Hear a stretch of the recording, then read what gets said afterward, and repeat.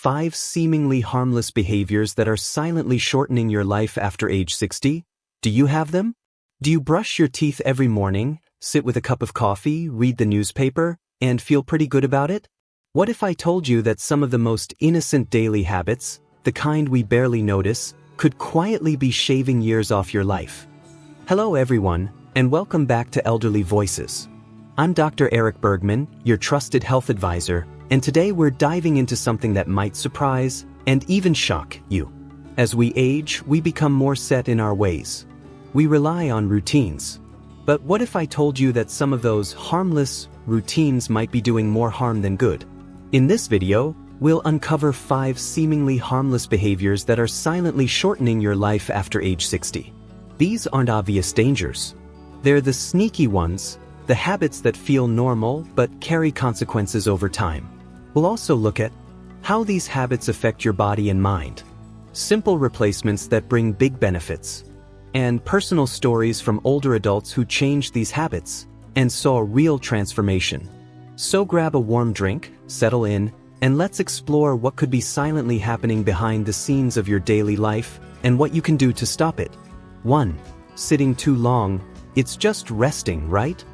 "I earned this rest," said Margaret, 67, as she settled into her recliner with a cup of tea. She wasn't wrong. After a lifetime of working, raising kids, and managing a household, a little rest was well-deserved. But what started as a reward turned into a silent risk. Morning news turned into afternoon shows. Crossword puzzles bled into evening movies. Before she knew it, Margaret was spending 10 to 12 hours a day seated, and her body was letting her know. Her knees stiffened. Her back hurt. She had trouble falling asleep at night. And the worst part? She didn't feel like moving anymore. Chart decreasing. Why it's harmful. Prolonged sitting is called the new smoking for a reason.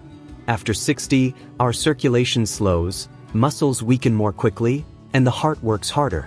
Sitting for long periods increases the risk of cardiovascular disease by up to 64% and raises the chances of developing type 2 diabetes and even certain cancers.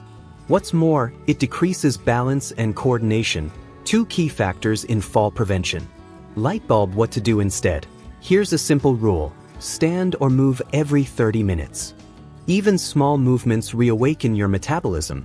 Set a kitchen timer. Place a sticky note on your coffee table.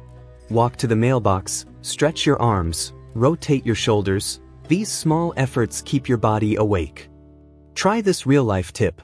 Put your water in a small glass so you have to refill it often. Margaret started doing this, and before long, she was walking to the kitchen every 30 to 45 minutes, sneaking in an extra 2,000 steps a day. Backhand index pointing right. Real benefit. Within a few weeks, she reported feeling more energized, sleeping better, and even losing 2 pounds without changing her diet. 2. Skipping meals, especially breakfast. "I'm just not a breakfast person," George, 72, always said. But his skip and sip mornings, just coffee, no food, were becoming a concern. By late morning, he felt jittery. By early afternoon, he was exhausted. His hands sometimes trembled, and his memory wasn't what it used to be. He brushed it off as just getting old, but one dizzy spell in the garden brought him face to face with a scary truth.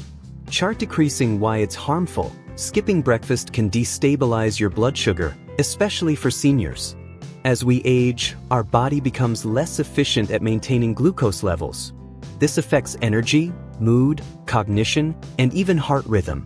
Prolonged fasting can also lead to muscle loss, something we absolutely cannot afford after 60. Light bulb. What to do instead. Start small. You don't need a full meal. Try a banana with a spoon of peanut butter, a boiled egg with toast, a protein smoothie with berries and oat milk. The key is protein plus fiber to fuel your body and stabilize blood sugar.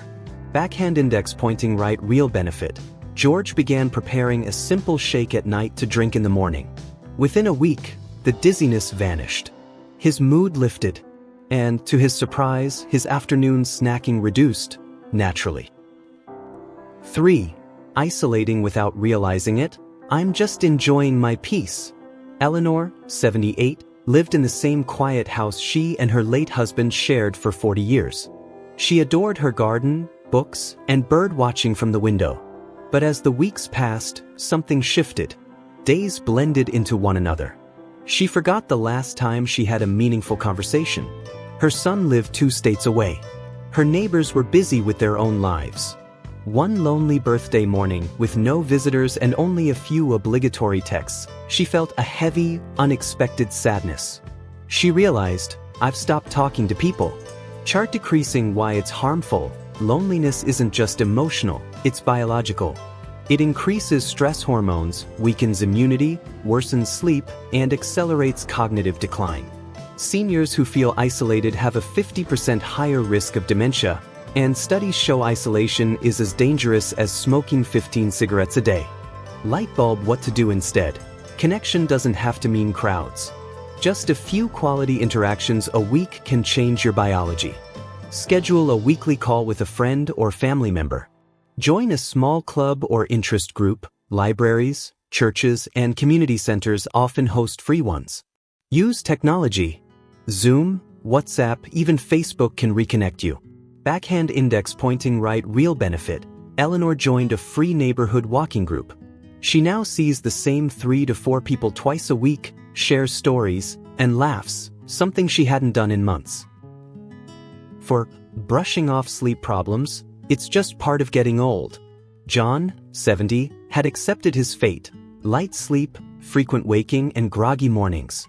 He shrugged it off. Everyone told him it was normal at your age. But John's days became cloudy. He couldn't focus during chess games. He lost patience with his grandkids. His doctor noticed rising blood pressure, and his wife noticed he wasn't himself. Chart decreasing why it's harmful. Sleep is your body's repair mode.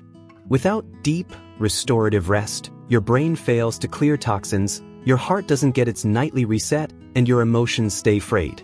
Sleep deprivation in seniors is linked to depression, weakened immunity, falls, and even Alzheimer's.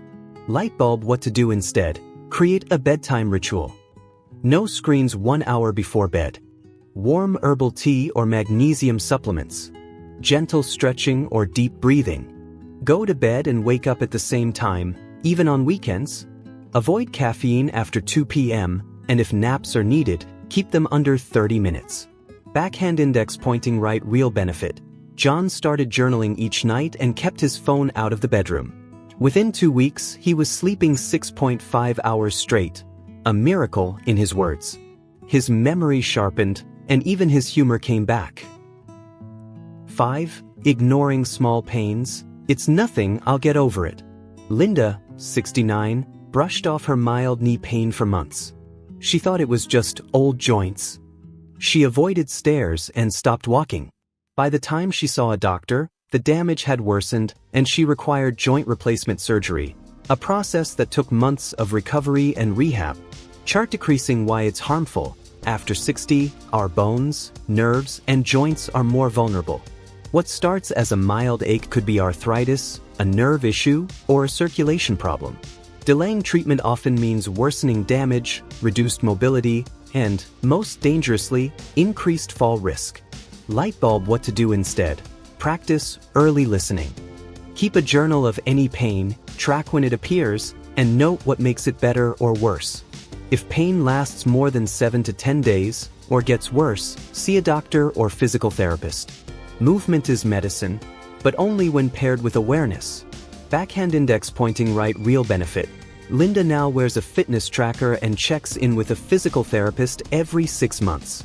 With stretches, strengthening, and awareness, she's returned to hiking, something she thought she'd lost forever. These 5 behaviors may seem small. In fact, they often feel comforting or even earned. But that's exactly why they're dangerous. They sneak into our lives quietly.